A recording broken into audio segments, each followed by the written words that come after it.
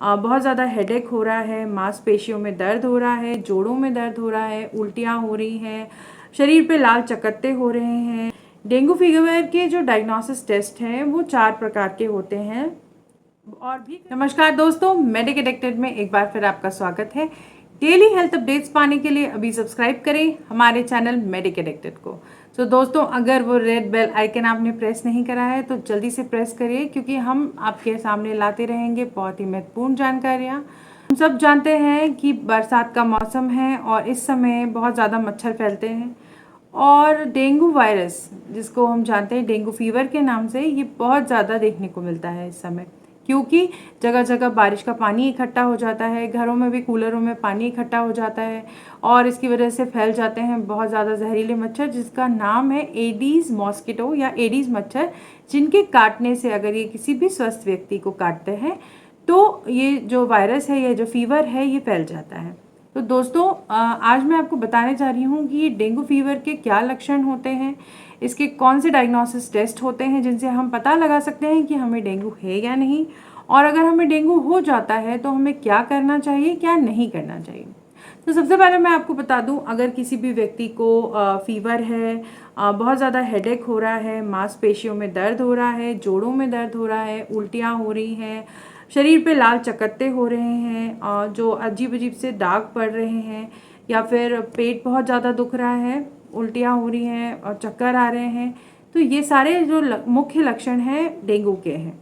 तो अगर ये सब कुछ हो रहा है तो अब हमको क्या टेस्ट कराना चाहिए जिससे हम पता लगा सकें कि सच में डेंगू है या कुछ और।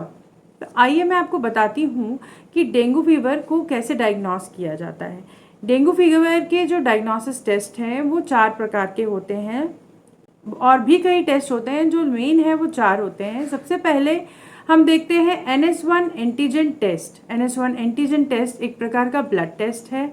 ये 2 से 3 दिन के अंदर में, जब आपको फीवर आ जाता है तो 2 से 3 दिन के अंदर में करवा देना चाहिए।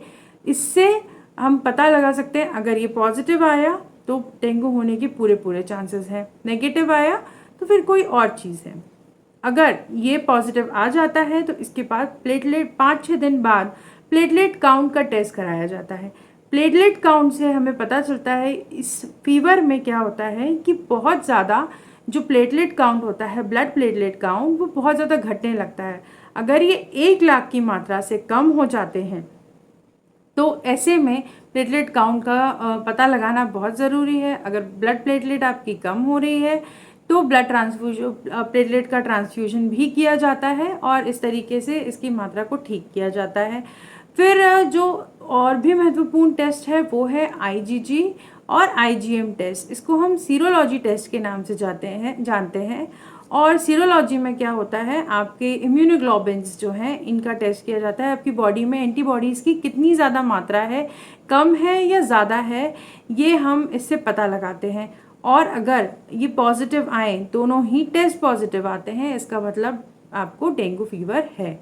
इसके अलावा एक और टेस्ट किया जाता है, वो हीमोग्लोबिन या हेमाटोक्रिट टेस्ट होता है, जिससे आपका ब्लड कितना गाढ़ा है ये पता लगाया जाता है। अगर ब्लड बहुत गाढ़ा हो गया है तो फिर ब्लड थिनर की दवाइयाँ दी जाती हैं। एक और टेस्ट होता है दोस्तों इसका, जो होता है RNA PCR टेस्ट, जो कि बहुत ही ज़्यादा कॉस्टली होता है और आमतौर पे वो बहुत कम करवाया जाता है। लेकिन अगर कोई उसे करवाता है तो उसमें सारी माइन्यूट डिटेल्स, पूरी ब्लड रिपोर्ट आ जाती है, और वो भी बहुत इंपॉर्टेंट होता है। और उसमें भी अगर आपका पॉजिटिव रिपोर्ट आया है, दैट मीन्स आपको डेंगू फीवर है। तो ये तो हो गई इसके 4-5 महत्वपूर्ण डायग्नोस्टिक टेस्ट। लेकिन अब अगर आपको डेंगू फीवर पॉजिटिव आया है तो हमें कौन सी चीज़ों का ध्यान रखना है, क्या करना है, क्या नहीं करना है। तो सबसे पहले अगर डॉक्टर आपको कोई दवाइयाँ प्रिस्क्राइब कर रहा है तो आपको वो सारी दवाइयाँ टाइम से लेनी है। अपने आसपास पूरी सफाई रखिए, बहुत ज़्यादा पानी पीजिए, क्योंकि बॉडी पूरी हाइड्रेशन मांगती है इस समय। अगर जितना ज़्यादा आप पानी पिएंगे उतना ज़्यादा हम इस इन्फेक्शन को रोकने में मदद मिल सकती है। इसके अलावा जो ठंडे पानी की पट्टियाँ होती हैं वो आपको ज़रूर शरीर पे रखनी चाहिए, माथे पे रखनी चाहिए, क्योंकि इस समय बहुत ज़्यादा तेज़ फीवर आता है। तो जितना अच्छा आप ठंडे पानी की पट्टियाँ अपने शरीर पे या अपने माथे पे रखेंगे, आपका फीवर उतरेगा। फीवर नहीं उतरता है तो आप बिल्कुल डॉक्टर के पास फिर से जाइए। और इसके नेक्स्ट जो चीज़ आती है वो है ORS घोल। ORS घोल आप पीते रहेंगे तो बॉडी का हाइड्रेशन मेंटेन रहेगा। इसके अलावा भी बहुत सारी जो तरल पदार्थ होते हैं वो, जैसे कि नींबू पानी हो गया, नारियल पानी हो गया, या कोई भी फल का जूस हो गया, ये भी आप लेंगे तो आपके शरीर में बहुत फ़ायदा करेगा। इसके अलावा अब तला हुआ भोजन या फिर बहुत मसाले वाला खाना हमें नहीं खाना है। इस समय में हमको हल्का खाना खाना चाहिए जिससे पेट की कोई परेशानी नहीं होगी।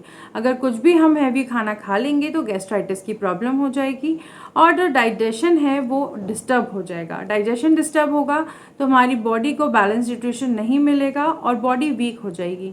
बॉडी वीक होगी तो ये वायरस हमें पूरी तरीके से तोड़ देगा और हम ठीक होने की बजाय कमज़ोर होते जाएंगे। इसलिए खाने का बहुत ही महत्वपूर्ण स्थान होता है यहाँ पर। इसके अलावा आपके आसपास, जैसा कि मैंने कहा, बरसात में बहुत ज़्यादा बारिश होने की वजह से जगह जगह गड्ढों में पानी भर जाता है।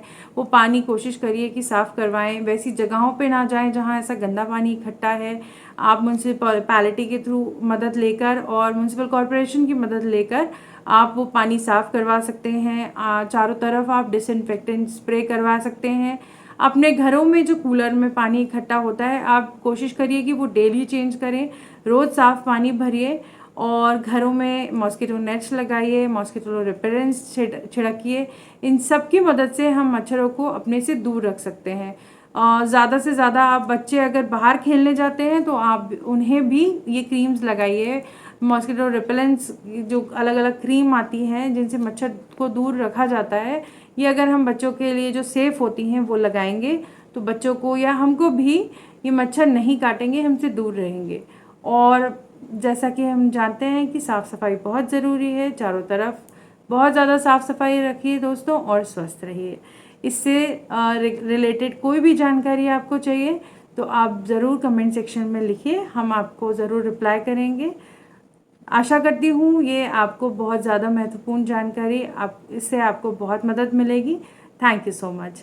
जल्दी से रेड बेल आइकन प्रेस करिए और अभी सब्सक्राइब करिए मेडिक एडिक्टेड को। Thank you.